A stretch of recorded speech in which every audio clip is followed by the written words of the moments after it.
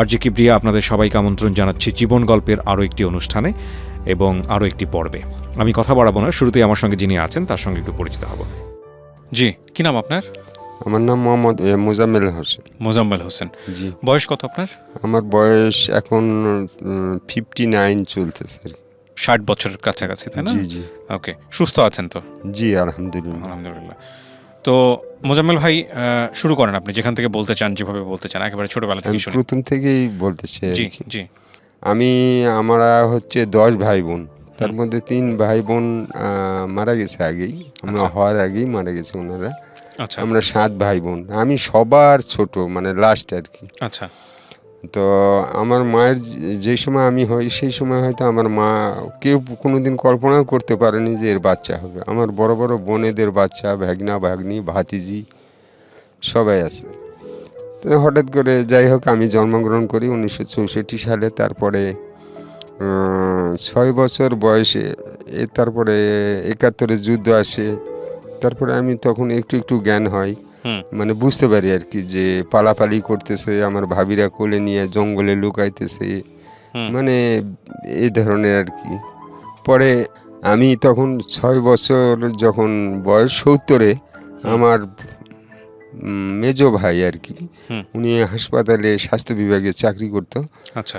উনি তখন আমারে স্কুলে ভর্তি করে। তারপরে আমি ওখানে যথারীতি লেখাপড়া করি। করার পরে লেখাপড়া করতে করতে আমি আল্লাহর রহমতে প্রাইমারি স্কুল পাশ করে তারপরে হাই স্কুলে ভর্তি হলাম। হাই স্কুল থেকে আর আমার ফ্যামিলি খুব ব্যাকগ্রাউন্ড খারাপ আর কি, মানে ভেরি পুয়ার ম্যান আর কি। আমার ফাদার মাদার, আমার গ্রামের লোক যথেষ্ট হেল্প করছিল, কারণ যে ওই গ্রামে অধিকাংশ লোক, মানে 95% লোক অশিক্ষিত ছিল। তো সবাই গ্রামের চিন্তা করছিল যে এই ছেলেটা এক সময় মানুষের মতো মানুষ হবে এবং গ্রামের এটা উজ্জ্বল আশা ছিল আর কি। তো পরবর্তীতে আমার বাপ তখন করলো কি, যে আমার এসএসসি পরীক্ষার ফর্ম ফিল আপ করার মতো টাকা আমার আব্বার ছিল না আর কি। তখন আমাদের লাস্ট একটা জমি ছিল মাঠে, 10 কাঠা জমি ছিল আমার আব্বার। ওই জমিটুকু বিক্রি করে, তখন তো সস্তার সময়, তখন 1100 টাকা ফর্ম ফিল আপ। আচ্ছা। তো জমিটা বিক্রি করছিলাম মাত্র 1500 টাকায়। আচ্ছা। তো বিক্রি করার পরে ফর্ম ফিল আপ করলাম। আলহামদুলিল্লাহ ফর্ম ফিল আপ করার পরে এসএসসি পরীক্ষা দিলাম। এসএসসি পরীক্ষাতে আমি 2nd ডিভিশনে পাশ করি। আচ্ছা আচ্ছা। এটা হচ্ছে আপনার হচ্ছে 1980 সালে আর কি। জি। তো 80 সালেই আমাদের ওখানে প্রথম এসএসসি সেন্টার হয়। তারপরে আমি ওখান থেকে এসএসসি পাস করার পরে আমি বাড়িতে বিভিন্ন জায়গা কলেজে ট্রাই করি যে ভর্তি হবো কোথায়। আমি তো গরিবের ছেলে, আমি কীভাবে লেখাপড়া করবো, করবো, খুব টেনশন ভোগ করতাম। পরে হঠাৎ করে আমাদের গ্রামের এক মানে মামি আমার হয় গ্রাম সম্পর্কে, সেই মামি আবার আমাদের ওখানকার কলেজের আয়ার চাকরি করে। আচ্ছা। তো উনি তখন আমার মা গল্প করছে যে আমার ছেলেটারে আমি তো ভর্তি করাতে পারতেছি না টাকার অভাবে, তো এখন কি করা যায়, তুই তো কলেজে চাকরি করিস, দেখি একটু প্রিন্সিপালে বলে যদি কিছু করা যায়। তখন উনি বললো যে ঠিক আছে, কালকে আমার সাথে ও রেডি হয়ে থাকবে 10টায়, আমি ওর সঙ্গে নিয়ে যাই ভর্তি করাই দিব আমার ভাগনা হিসেবে। পরে আমি ওই কলেজে ভর্তি হই। তখন কলেজটা সরকারি হয় না, বেসরকারি ছিল। জি। ওই আমার মামি বলে দিছে যে কিন্তু খুব গরিবের ছেলে, এ মনে করেন যে ফেতরা মানুষের সাহায্য সহানুভূতি নিয়ে লেখাপড়া করতেছে। তো এর কাছ থেকে স্যার কোনো বেতন নিয়ে না, ফ্রি। তখন প্রিন্সিপাল ভালো ছিল, তো বলছে ঠিক আছে একটা ছেলে, গরিবের ছেলে লেখাপড়া করুক, আর আমাদেরও নতুন কলেজ, এই মনে করে আমার ওখানে চাকরি বাই করে এবং ফ্যাসিলিটি দেয়। পরে আমি ওখানে লেখাপড়া করে আমার এমনকি বলতে আমি যে প্যান্ট পরে যাব কলেজে এরকম আমার মানে তখন অবস্থা ছিল না। আমি তখন লুঙ্গি পরে কলেজে যেতাম। আচ্ছা। তো হঠাৎ একদিনকে কলেজের টিচার স্যার, আমরা ইংরেজি টিচার স্যার আমরা বলতেছে, এই ছেলে এদিকে আসো, তোমার সাথে কথা বলি। আচ্ছা, তোমার বাড়িতে কি পায়জামাও নেই যে পরে আসতে পারো? এটা তো কলেজ, এখানে তো লুঙ্গি পরে আসা যাবে না। তো তুমি এক কাজ করো, মার্কিন কাপড় কাইটে পায়জামা বানাইয়া পরে আসবা, এই লুঙ্গি আর পরবা না। তখন আমি বাড়িতে যাই, কান্নাকাটি করলাম। আমার ভাইরা বিয়ে করে আলাদা আলাদা সব সংসার করে। আমার ফাদার মাদার তো খুবই গরিব, হুম, ওরা কোথা থেকে, তখন তো পয়সা টাকার অভাব স্যার। জি, তখন পরে লাস্টে ওই জমি বিক্রি করে 400-500 টাকা ছিল। তখন আমি ওই আমার আম্মা ওই টাকাটা বের করে দেয়, বের করে দেওয়ার পরে ফর্ম ফিল আপ করার পরে যে 400 টাকা ছিল, হুম, ওটা দিয়ে প্যান্ট শার্ট বানালাম। বানায় আমি কলেজে যাতায়াত শুরু করলাম। হুম, কলেজে ফার্স্ট ইয়ারে মাস 5-6 যাওয়ার পরে হঠাৎ করে আমাদেরই থানার এক ইউনিয়নের ছেলে, মানে গ্রামের নাম হয়তো একটা বললাম যে পুকুরিয়া, হুম, তো ওই গ্রামের একটা ছেলে আমার সাথে আবার ফার্স্ট ইয়ারেই পড়ে, উনি হিন্দু ছেলে।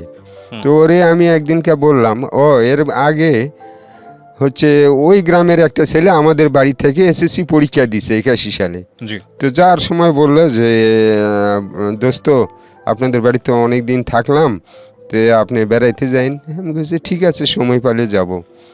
তো হঠাৎ করে ওই ছেলেটার বাড়ি পুকুরিয়া শুনে আমারও মানে কৌতূহল হলো, এই তোর বাড়ি পুকুরিয়ার একটা ছেলে তো আমাদের বাড়ি থেকে পরীক্ষা দিল। তো যাই হোক, তুই কি জন্য খোঁজ করতেছিস আমার বোঝা হয়ে গেছে। ওর একটা হেভি সুন্দর একটা ছোট বোন আছে, হুম, ক্লাস 8-এ পড়ে।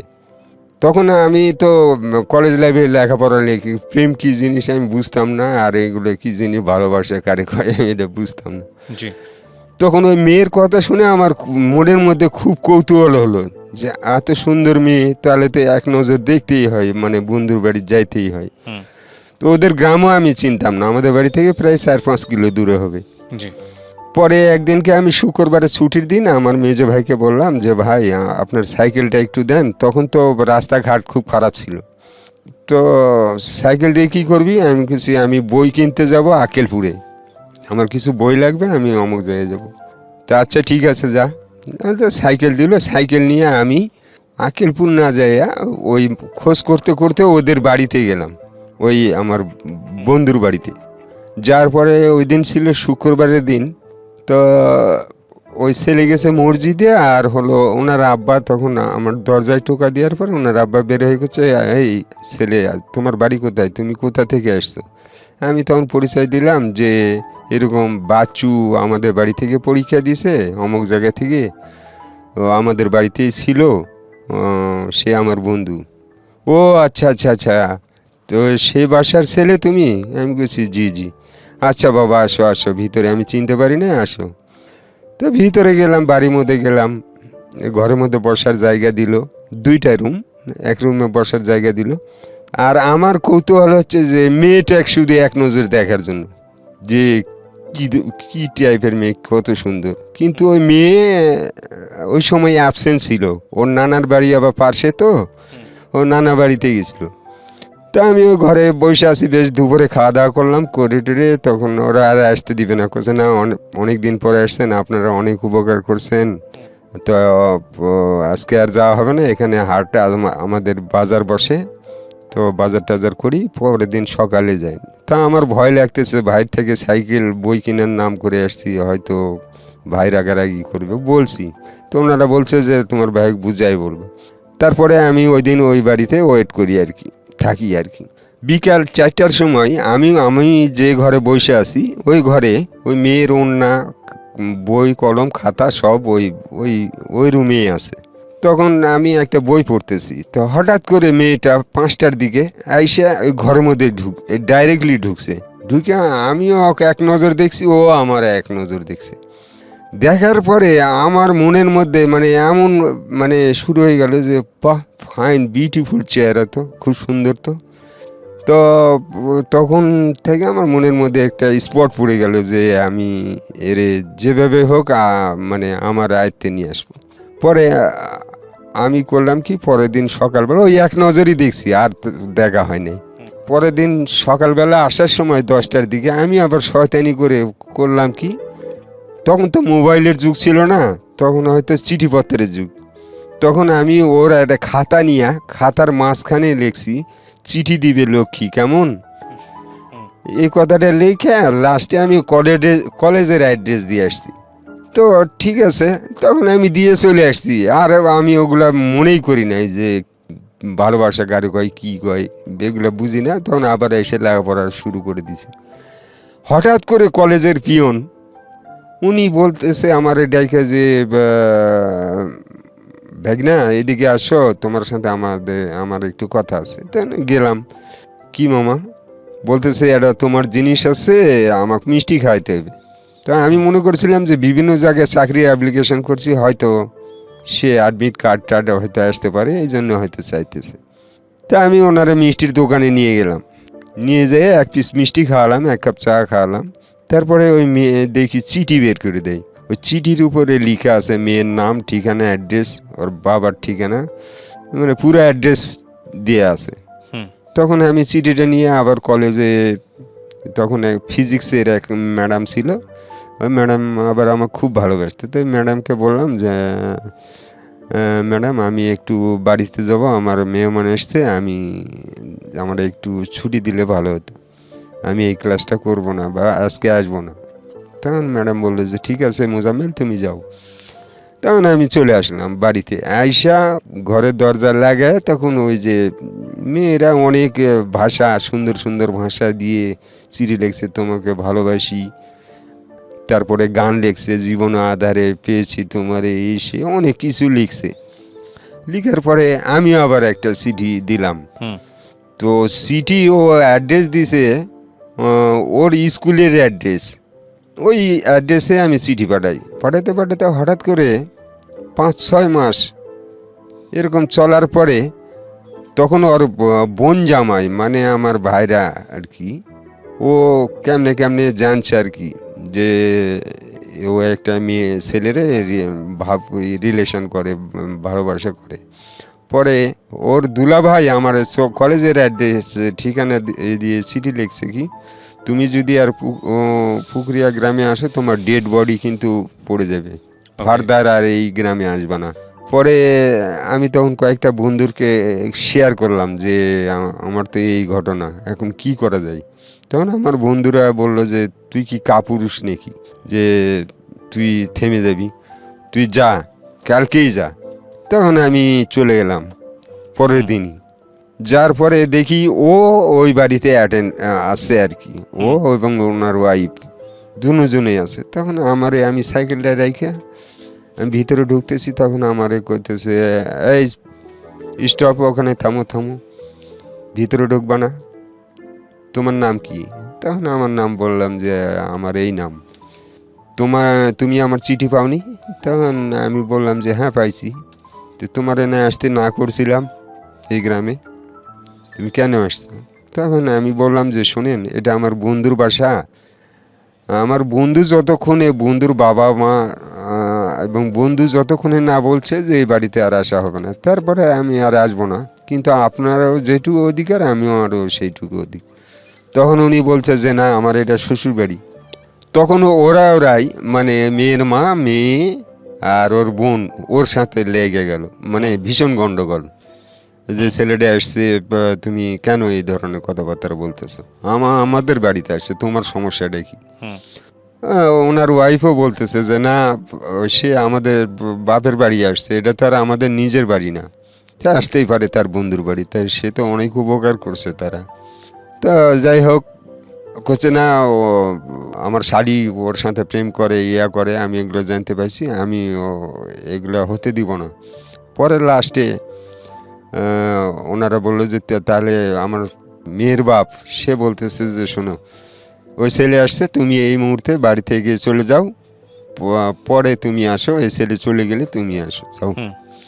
তখন ও বের হয়ে গেল, আমি থাকলাম। থাকার পরে এখন আমার শাশুড়ি এবং ওয়াইফ তখন হয়নি, শাশুড়ি হয়নি, মানে হবু আর কি, শাশুড়ি ওয়াইফ, ওরা বললো যে কোনো টেনশন করেন না, খাওয়া দাওয়া করেন, করে রেস্ট করে বিকালে যান। তারপরে আবার দেখি কিছুক্ষণ পর ও আবার আসছে বাড়িতে। আসার পরে অকথ্য ভাষায় গালিগালাজ করতেছি করতেছি, আমাকে বলছে যে তুমি চুপচাপ থাকো, যা মনে তাই করো। তারপরে আমি থাকলাম, থাকার পরে আমি আবার ওখান থেকে 5টার দিকে আমার বাড়িতে চলে আসলাম। আসার পরে মেয়ের বাপ একদিন হঠাৎ করে আমাদের বাড়িতে আসছে, মানে আমার খোঁজ খবর নেওয়ার জন্য, যে আমি কি করি, কোথায় থাকি, আমাদের ফ্যামিলি কেমন, কি মানে আমাদের বাড়ি থেকে কেউ চিনতে পারে না। আমার বাড়ি তো কেউ জানতো না যে ও এই কাজ করতেছে। মানে তলে তলে উনি খোঁজ খবর নিত আর কি।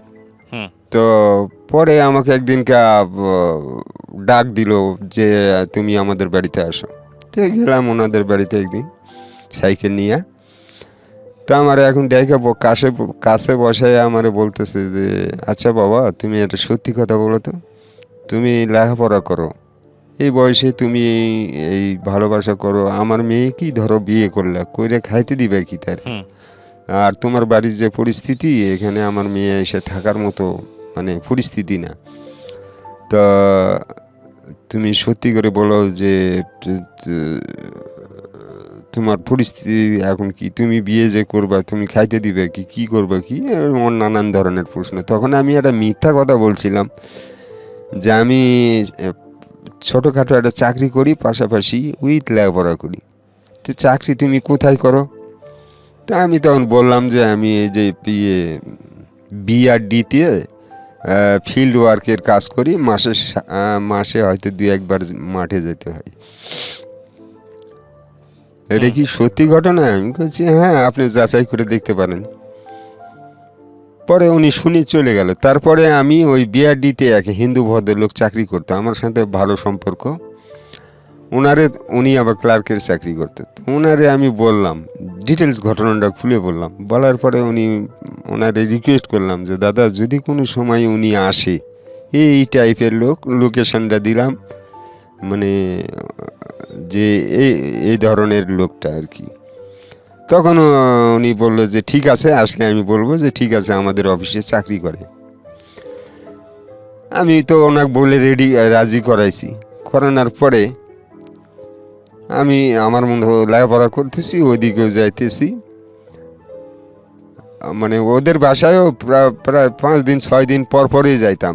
কিন্তু ওই গ্রামের মোটামুটি মানুষ ধারণা করছিল যে এই ছেলে দিয়ে এর বিয়ে হবে, মানে মোটামুটি রিলেশন, মানে জমজমাট। মেয়ের মা, ভাই, মেয়ে সবাই রাজি, কিন্তু বাপ রাজি না। তো পরে লাস্টে আমি এরকম থাকতে থাকতে আমি তখন সেকেন্ড ইয়ারে ইন্টারমিডিয়েট পরীক্ষা সামনে। তখন আমি একটা জিনিস চিন্তা করলাম কি, মেয়ের বাপের একই কথা, ইন্টারমিডিয়েট পাস করার পরে তুমি চাকরি বাকরি ধরবা, তারপরে তোমার বিয়ে দেব, তোমাকে দিয়েই আমার মেয়ের বিয়ে হবে। তখন আমি একটা জিনিস চিন্তা করছিলাম, থিঙ্ক করলাম কি, যে যদি ফেল করি ইনকেসলি, তাহলে তো মেয়ে আমারে দিবে না। এইরকম একটা আমার মানে মনের মধ্যে একটা মানে টেন্ডেন্সি চলে আসলো। পরে আমি লাস্টে করলাম কি, হঠাৎ করে একদিন আমার কলেজের বন্ধু বান্ধব কয়েকজনকে বললাম যে এই ধরনের ঘটনা, এখন কি করা যায়। তখন আমার কয়েকটা বন্ধু বান্ধব সাজেশান দিল যে ঠিকই তো, তাহলে তুই এক কাজ কর, পরীক্ষার আগে তুই মেয়ের বাপের কাছে যা এবং চাপ সৃষ্টি কর। তখন আমি বাড়ি থেকে চলে গেলাম, একাই গেলাম। যার পরে মেয়ের বাপের সাথে বসলাম, বসে মেয়ের বাপের ডাইরেক্টলি বলতেছি যে আমি আপনার মেয়েকে বিয়ে করব পরীক্ষার আগেই, আপনি রাজি কিনা? তখন মেয়ের বাপ বলতেছে যে না, তোমার পরীক্ষা না হওয়া পর্যন্ত, পরীক্ষার রেজাল্ট বের না হওয়া পর্যন্ত তোমাকে আমি বিয়ে দিতে পারলাম। কি পরীক্ষা এটা? এটাই আমার ইন্টারমিডিয়েট, পরীক্ষা। হ্যাঁ, ফাইনাল পরীক্ষা। তো ওইটা হলো 1982 সালে আর কি। পরে তখন মেয়ের বাপ কিছু মানে রাজি হয় না। লাস্টে আমি বললাম যে ঠিক আছে, আমি পারলে আপনার মেয়েকে উঠাই নিয়ে যাব, এ ধরনের কথাবার্তা বললাম। তখন মেয়ের মা আর মেয়ে বললে যে ওটা টেনশন করে না, তুমি প্রস্তুতি নাও, আমি রেডি আছি। এই কথা বলে আমি চলে আসলাম বাড়িতে। আসার পরে আমার তো বিয়ে করার মতো অ্যাবিলিটি নেই, মানে টাকা পয়সা নেই। আমি বিয়ে যে করতে যাব, মানে বিয়ের তো এমন কতগুলা জিনিসপত্র লাগে, সেগুলা কেনার মতো আমার মানে সামর্থ্য নেই। তখন আমি ওই কলেজের বন্ধু বান্ধব যারা ধনী শ্রেণীর, তাদের ছেলেপেলেদের বললাম যে ভাই আমি তো বিয়ে করতে যাচ্ছি, কিন্তু আমার কাছে তো পয়সা পাতি কিচ্ছু নেই, আমি তো কি করি এখন। তো আমারে বললো যে তোর কি কি লাগবে। আমি বললাম যে মিনিমাম একটা মেয়ের শাড়ি, একটা ব্লাউজ, একটা পেটিকোট, নাক ফুল, তারপরে হচ্ছে বিয়ের জন্য অলিমা, তারপরে মৌলবি খরচ, এগুলা তো লাগবে। তখন ওরা 5-6 জন বন্ধু বান্ধব বললো যে ঠিক আছে আমরাই টাকা দিব, তোর এগুলা কেনার জন্য আমরা টাকা দিব, তা আমরাও যাবো সাথে। ঠিক আছে, তা আমি তো রেডি। মনে করেন সামনে মাসের সোমবারে মানে বিয়ে হবে, আমি এগুলা কেনাকাটা করলে রেডি আছি। বা আমার বাড়িতে কিন্তু কেউ জানে না, বাপ জানে না, মা জানে না, ভাই জানে না, কেউ জানে না, আত্মীয় স্বজন। পরে আমি সোমবারের দিন আসে, হঠাৎ করে মেয়ের বাপের বাড়ি থেকে একজন লোক আসে, একটা ছেলেকে পাঠাই। ওই ছেলে এসে বলতেছে যে ভাই একটু শোনেন, বিয়ে হতেছে, আপনি বিয়ে করতে যান না। আমি বলছি কেন? কইছে মেয়ের বাড়ির ভীষণ গন্ডগোল, মেয়ের মায়ের মাথাটা ফাটায় ফেলাইছে, ওর ভগ্নিপতি জামাইয়ের সাথে গন্ডগোল, বিয়ে হবে না, আপনি বিয়ে করলে আপনি পরে করেন, আজকে যান না। তখন আমি মনে করছিলাম যে এটা মনে হয় চর, আমার সাথে বিয়ে যাতে না হয়, আমার এই ভাইরা এই লোকের পাঠাইছে। তখন আমি ওনাকে উইথড্র করে আমরা চলে গেলাম। তখন যার সময় আমার আব্বা বলতেছে, আমার আব্বা অনেক বয়স্ক, না আমার আব্বা বলতেছে তুমি কোথায় যাবা? আমি বলছি আমার বন্ধুর বাড়িতে মিলাদ খাইতে যাব, মিলাদের অনুষ্ঠান আছে, সেখানে যাচ্ছি। কিন্তু ব্যাগের মধ্যে সব কিছু ভরে নিয়েছি, পাঞ্জাবি, পায়জামা, টুপি যেগুলো আছে সব নিয়ে আমরা 5-6 জন রওনা দিছি সাইকেল নিয়ে। তারপরে গেলাম, বিয়ের জন্য মিষ্টি নিলাম, তারপরে নিয়ে ঠিয়ে মেয়ের বাড়িতে গেলাম। যাই দেখি মেয়ের বাড়িতে তালা চাবি মেন গেটে, বাড়িতে কোনো লোকজন নেই। তারপরে পার্শ্ববর্তী মহিলারা আমাদের দেখা, কি ব্যাপারে এত সুন্দর সুন্দর ছেলে পেলে 5-6 জন একসাথে, কি ব্যাপার, কি ঘটনা? তখন ওনারা জিগাইলো যে কি ব্যাপার। বিয়ে করতে গেলাম, ভীষণ গন্ডগোল হওয়ার পরে ওখানে আবার রাত্রেই আবার মেয়ে আসলো, মেয়ের বাপ টাপ আসলো, সবাই আসলো। আসার পরে আমি রাগ করে বের হয়ে আসতেছিলাম, তারপরে মেয়ের মাটা আটকাইলো, আটকানোর পরে আমি পরে ওই দিনে ওখানে আমরা 5-6 দিনে ওয়েট করি, পরের পরে বিয়ে হয়ে যায়। বিয়ে হওয়ার পরে আমি ওখানে 3-4 দিন ওয়েট করি, মানে ভয়ে বাড়িতে আসি না। পরে লাস্টে আমি হচ্ছে 5-6 দিন পরে আমার শ্বশুর বলতেছে তুমি এখন বাড়িতে যাও, বিয়ে শাদি করছো, কিন্তু এখন কোনো রিলেশন হবে না, কোনো মানে আমার মেয়ে লেখাপড়া করবে, তুমি ওখানে থাকবা। আমার মেয়ে এসএসসি পরীক্ষা দিবে এখান থেকে, তুমি এর মধ্যে চাকরি বাকরি ধরো, তারপরে আমার মেয়ে যাবে। এই কথা বলে আমার বিদায় দিল। আমি তখন বাড়িতে চলে আসলাম। আসার পরে একটার পর একটা খবর আসে যে আপনার ওয়াইফ তো অমুকের সাথে ঘুরতেছে, সিনেমা দেখতে যাচ্ছে। তা আমি আবার উত্তেজিত হয়ে ওদের বাড়িতে যেতাম। ওরা তখন আবার বলতো কি, আমার ওয়াইফ বলতো যে না না এগুলো মিথ্যা, আমি কারোর সাথে তো যাই নাই, আপনাকে বানানোর কথা বলছে, এটা আপনি যাচাই বাছাই করে দেখেন।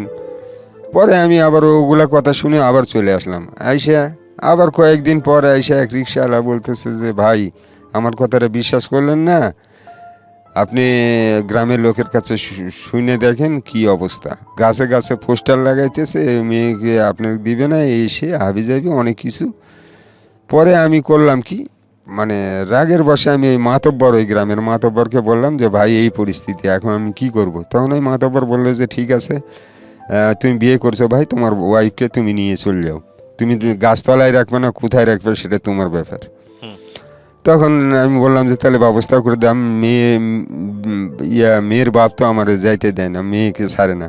পরে ওই মাতব্বর ওই মেয়েরে ডাক দিল, ডাকাইলো ওনার ওয়াইফের হাতে, যে ওনারে ডেকে নিয়ে আইতো ওই মেয়েরে।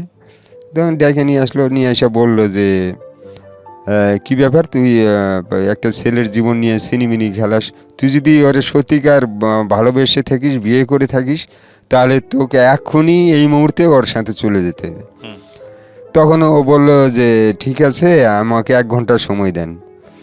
তা ঠিক আছে, আমি তখন ওই মাথাবরের বাড়িতেই থাকলাম 1 ঘন্টা। পরে ওই মেয়ে বই পুস্তক নিয়ে চলে আসে আমার কাছে। আসার পরে ওই মাতব্বরই আমাকে বাড়ি পর্যন্ত আগায় দেয়, যে মেয়ে যেন বাচ্চা কাচ্চা না হওয়া পর্যন্ত এদিকে আর না আসে। পরে আমি বাড়িতে আইনে আমার পাড়ার লোকজন সবাই দেখে খুব প্রশংসা করলো যে না, মেয়ে সুন্দর আছে, ভালো আছে, এই সেই করে আমার মা বাবা ভাই বোন সবাইকে বুঝাইলো। তারপরে আমি আমার আর ওখানে যে লেখাপড়াটা নষ্ট হবে, অনেকে বলতেছে যে তুই লেখাপড়া করতেছে রানিং, তা আমি ওই গার্লস স্কুলে ভর্তি করে দিলাম। তো ও লেখাপড়া করে আর আমি ইন্টারমিডিয়েট পাস করার পরে রেজাল্ট বেরোলো। ইন্টারমিডিয়েট পাস করার পরে আমি একটা ছোটো মিষ্টির দোকানে ক্যান্টিনের ম্যানেজার হিসেবে চাকরি জয়েন করলাম। করার পরে আমি চাকরি করতেছি, মেয়ে স্কুলে যাতায়াত করতেছে আসে। হঠাৎ করে মানে সামনে ঈদের মধ্যে ওনার বাবা আইসা, আমি বাড়িতে নাই ওই দিন, আর আমার বড় বোনের বাড়িতে আমি বেড়াইতে গেছি। ওনার বাবা এসে আমার আব্বা আমাকে বলছে যে ঈদের সময় আসছে তো বিয়ান, তো আমার মেয়েটাকে তো আমি নিয়ে যাব, অনেক দিন হলে আসছে, জামাই যায় দরকার হলে জামাই যেয়ে ঈদের পরে যায় নিয়ে আসবে। জামাই তো ঈদের মধ্যে যাবেই, কয়েকদিন থেকে আবার নিয়ে আসবে, আর মেয়েটারে কাপড় চুপড় দিতে পারেনি, এই সে কথা বলে ব্যাস আমার আব্বা আম্মা করছে ঠিক আছে আপনার মেয়ে আপনি নিয়ে যাবেন। তা আমার আব্বা আম্মা মনে করছে যে যাক জামাই শ্বশুর মিল হয়ে গেছে, ওনার মেয়েকে নিয়ে উনি চলে আসে। তারপরে আমি বাড়িতে একদিন পরে এসে শুনি যে আমার ওয়াইফ ওদের বাড়িতে চলে গেছে। তখন আমার শুনি বহুত মানে দুঃখ পেলাম। ও মাতব্বর তো বলছিল যে একটা বাচ্চা কাচ্চা না হওয়া পর্যন্ত ও যেন এই গ্রামে না আসতে পারে, তো এইভাবে নিয়ে গেল, কি ব্যাপার। তখন পরের দিন আমার এক হিন্দু ক্লাস ফ্রেন্ড আছে, ওরে বললাম, তো ও বললো যে চল দেখি কি সমস্যা দেখি। তারপরে ওই ফ্রেন্ডেরে নিয়ে আমার শ্বশুরবাড়ি গেলাম। যাওয়ার পরে আমারে বলতেছে যে এখন আমার মেয়ে যাবে না, তুমি মানুষের মতো মানুষ হও, প্রতিষ্ঠিত হও, তারপরে আমার মেয়ে আমি চিন্তা ভাবনা করব, আমি যাবে। অনেক কথা বুঝাইলাম না, সে কিছুতেই বুঝে না। আমার ওয়াইফেরও এক কথা যে না, আব্বা যেটা বলতেছে আব্বার উপরে আমি কোনো কথা বলতে পারতেছি, তুমি চাকরি বাকরি ধরো, আমি অবশ্যই যাব। তখন আমি বাড়িতে আইসা করছি কি, চিঠির মধ্যে 2 তালাক উল্লেখ করছি। আমি 2 তালাক উল্লেখ করে আমি চিঠিটা লিখছি, লেখা করছি আমি তোমার 2 তালাক করলাম, মানে আমি যাতে আবার নিতে পারি। আমার তখন তালাক সম্বন্ধে আইডিয়া ছিল না, আমার একটা আইডিয়া ছিল 2 তালাক কিংবা 1 তালাক করলে আমি নিতে পারবো আর কি। তো যখন 2 তালাক করে চিঠি ড্রপ করলাম, করার পরে ও পরের দিন আমার ওই হিন্দু বন্ধুটা ওরে আবার বললাম যে এই ঘটনা আমি ঘটাইছি। তখন ওই হিন্দু বন্ধুটা বলছে তুই তো ভুল করছিস, তুই আগে এই ধরনের কাজ করতে গেলি কে, তুই চল আমার সাথে তোর শ্বশুরবাড়ি। তো আমি গেলাম ওর সাথে করে নিয়ে। তখন মেয়ের বাপ ছিল না, মেয়ের মা ছিল আর মেয়ে ছিল। আর মেয়ের মা কইতেছে বাবা তোমার এইগুলা কাজ, তোমার ভালোবাসে বিয়া করলো করলো, আর তুমি এই ধরনের একটা মেয়ে সহজেই এই কাজ করলা, তাহলে তো পরবর্তীতে আরও অনেক কিছু করতে পারো কি এসে। তাই আমি কই যে আম্মা আমি আপনারে পা ধরে বলতেছি, আমি হয়তো উত্তেজিত হয়ে আমি এগুলা কাজ করছি, মাঝে মাঝে আপনাদের গ্রাম থেকে অনেকে অনেক কথা বলে আমি শুনি নাই, তো আমার শ্বশুরও আমার ওয়াইফকে আটকায় রাখছে, যাইতে দেয় না। আমার তো অধিকার আছে, আমার ওয়াইফ কোথায় থাকবে না থাকবে সেটা তো আমার ব্যাপার, এই কারণে আমি এই কাজ করছি। তখন আমার শাশুড়ি বললো যে ঠিক আছে তুমি এটা নিয়ে টেনশন করো না, আমি ওই চিঠি গোপন রাখছি, তুমি তোমার বাসায় চলে যাও, আমরা পরবর্তীতে এটা দেখবো আর কি, তুমি যে চাকরি বাকরি ধরো করো, ভালো জায়গা পৌঁছো, তারপরে মেয়ে তো লেখাপড়া করুক এখন আবার এখানে। এই অবস্থা থেকে হঠাৎ করে একদিন আমার নওগাঁ আমাদের ডিস্ট্রিক্ট লেভেলে আমার এই ভাইয়ের সাথে দেখা হয়ে ভালো করে সম্বন্ধের কথা বলে আমার বলতেছে আফজাল আমাদের ওখানে তো মেলা, তুমি মেলা দেখতে যাবো নাকি চলো। তারা আমার নিয়ে আসলো, নিয়ে আসার পরে ওদের বাড়িতে নিয়ে আসলো, নিয়ে এসে আমাকে ঘরের মধ্যে ঢুকাইয়া মুড়ি চানাচুর এটা সেটা খাইতে দিল, দিয়ে দরজা লক করে গেছে, আমি বলতে পারি না। পরে এরা 2টার দিকে ওনারা আম্মা উঠছে, উঠে দেখে যে কী ব্যাপার, ঘরের মধ্যে একজন লোক। আমি বসে বসে কাঁদতেছি, কী ব্যাপার, আমাকে তো অন্য প্ল্যান করছে, হয়তো মেরে ফেলো, মানে কিছু একটা করবো আর কি। কাঁদতেছি তো হয়তো ওই আমার ভাইরার আম্মা তখন জানানে দিয়ে বলতেছে যে বাবা তুমি কোথা থেকে আসছো, তোমার তো ওই তোমার এই ধরনের করার জন্য, মেরে ফেলার জন্য লোকজন ঠিক করতে গেছে, তুমি পালাও, যেভাবে হোক বের হও। তখন আমি দেখি খাটের নিচে অনেকগুলি কাঠের বাটাম আছে। ও বাটাম আমি কাঠের জানালার শিখতো, ওর মধ্যে দিয়ে আমি মানে একটা জোরে চারা মারলাম, তখন দেখি যে শিকগুলা সব ভেঙে গেল। তখন আমি ওই জানালা দিয়ে লাফ দিয়ে আমি ওই পারে যাই পড়ি। কলমি লতার গাছ, ভীষণ জঙ্গল। তারপরে ওর মধ্যে থেকে বের হয়ে আমি সরাসরি আমার শ্বশুর বাড়ি আসলাম। আসার পরে বিস্তারিত বললাম, তে আমার শ্বশুর কয় কি, তুমি কেন আসছো, তোমাকে তো নিষেধ করা হয়েছে, তুমি কেন আসবা। সে বলা ঠিক আছে, তুমি আসছো, বেঁচে গেছো, তুমি যাও গা, বা বাড়িতে যাও, তুমি বাড়ি ছেলে বাড়িতে যাও, তুমি এই গ্রামে আর আসো না, এই গ্রামে আর আসবো না, আমরা পরবর্তীতে ডিসিশন নিয়ে তোমার জানাবো। পরে আমি আমার বন্ধু বান্ধব, আমার এক বন্ধু ছিল ওসির ছেলে, তারপরে টিএনওর ছেলে, তাদের বললাম যে ভাই এই পরিস্থিতি। তখন ওরা বললো চল দেখি। ওদের গ্রামে গেলাম, চেয়ারম্যান মেম্বার সহকারে মিটিং হলো। মিটিংয়ে চেয়ারম্যান বলতেছে যে তুমি ভালো ছেলে, তুমি আর মেয়ের পিছনে আসো না বাবা, তুমি লেখাপড়া করো, এর চাইতে ভালো মেয়ে পাবে, তুমি আর এই মেয়ের পিছনে ঘুরো না। তারপরে আমার চেয়ারম্যান বুঝায় সুঝায় বললো যে যত মেয়ের বাপকে আমি কেস করব, মামলা করব, অনেক কিছু করব। তখন চেয়ারম্যান বললো যে যত কিছু করুক আমি আছি, আমি সাহস দিলাম, তুমি যাও, তোমার একটুকু কিছু হবে না, তুমি যেয়ে ভালো ছেলের মতো লেখাপড়া করো, যাও গা, আর চাকরি বাকরি খুঁজো, এর চাইতে ভালো মেয়ে পাবে। তখন আমি ওখান থেকে রিটার্ন চলে আসি। আসার 7 দিন পরেই শুনতে পাই যে ওই মেয়ে বিয়ে করছে, ওই যে গ্রামেরই এক ছেলে, তার আবার আগের ওয়াইফ আছে, বাচ্চা আছে, সেই ছেলেকে দিয়ে বিয়ে দিছে। দেওয়ার পরে তারা সংসার করে।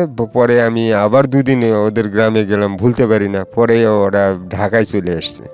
ঢাকায় এসে কোথায় যেন গার্মেন্টসে না কোথায় চাকরি করতেছিল। পরবর্তীতে আমি নেশার জগতে, মাদক দ্রব্য, মানে ওর কথা ভুলতে পারি না। পরে লাস্টে এক হিন্দু, উনি আবার বলতেছে যে আয় আমার সাথে। তো ওই দিন থেকে ওই নেশা টেশা খাইতাম, বাংলা টাংলা এই সে খাইতাম। আর ওই নেশা যেখানে যেখানে তৈরি হতো ওখানে ওখানে থাকতাম, বিভিন্ন জায়গায়, মানে পাগলের মতো হয়ে গেলাম। লাস্টে আমাদের গ্রামের এক ইমাম সাহেব, মসজিদের ইমাম সাহেব, উনি তখন আমাদের পাশের গ্রামের, উনি তখন আমার আব্বা আম্মা ভাই বললো যে ছেলেটা তো নষ্ট হয়ে যাচ্ছে, ছেলেটাকে তো ভালো করতে হবে। তা আমার হাতে একটা মেয়ে আছে, ওরা সব শিক্ষিত ফ্যামিলি, ছেলেটাও শিক্ষিত, হয়তো ওরা একটা চাকরি বাকরি দিয়ে ছেলেটাকে একটা ভালো পর্যায়ে নিতে পারবে, তো বিয়ে করাই দেন। তাই আমার আব্বা আম্মা বললো যে ঠিক আছে, আপনাদের উপর পরবর্তীতে কি বিয়ে শাদী করছেন আপনি? হ্যাঁ, বিয়ে শাদী করছি। এই সংসারটা আপনার আছে এখনো নাকি? জি, এখনো আছে, এক ছেলে এক মেয়ে। ওকে, তো আপনার এই প্রথম স্ত্রীর সংসার কত বছরের ছিল? 1.5 বছরের মতো। আপনি গল্পটা এত জীবন পরে এসে, এত লম্বা সময় পরে এসে কেন বলতে চাইলেন রেডিওতে? আমি এত পরে বলতে চাইলাম যে আমি আগের থেকে চেষ্টা করতাম মানে বলার জন্য, না না, কিন্তু আপনার তখন আমার জীবনের এত মোবাইল বছর ছিল পরে না। এসে কেন বললেন? আর আমি বলার পিছনে এই কারণ যে আমার এই গল্পটা শুনে আরও ছেলেপেলেরা, হয়তো গরিব ঘরের ছেলেপেলেরা, হয়তো লেসনাররা থাকতে পারে এই ধরনের, যে বাপ মাকে অজানায় কিংবা বাপ মায়ের অজান্তে হয়তো বিয়ে করছি কিংবা রিলেশন করছি, তারা যেন আর সাবধান হয়ে যায়, তারা যেন পরবর্তীতে এগুলা কাজেতে বিরত থাকে। এগুলা কাজ হচ্ছে অশান্তি আর দুর্ভোগানে। এই জন্য আমি লেসনারদেরকে বলতেছি, আপনারা আমার মতো এই ধরনের বোকামো কাজ যাতে না করে। অনেক ধন্যবাদ। আপনার এই প্রায় 60 বছরের পৌরত্ব জীবনে এসে আপনি আমাদের মতো ইয়াং ছেলেপেলে বা আমাদের চেয়ে অনেক জুনিয়র যারা ইয়াং আছে তাদেরকে জি। অন্তত এই ভুল থেকে সাবধান করে গেলেন, সেজন্য ধন্যবাদ জানাচ্ছি। জি। যে কোনো ইমোশনাল রিলেশনশিপই আসলে মোটা দাগে শেষ পর্যন্ত সেটার পরিণতি ভয়াবহ।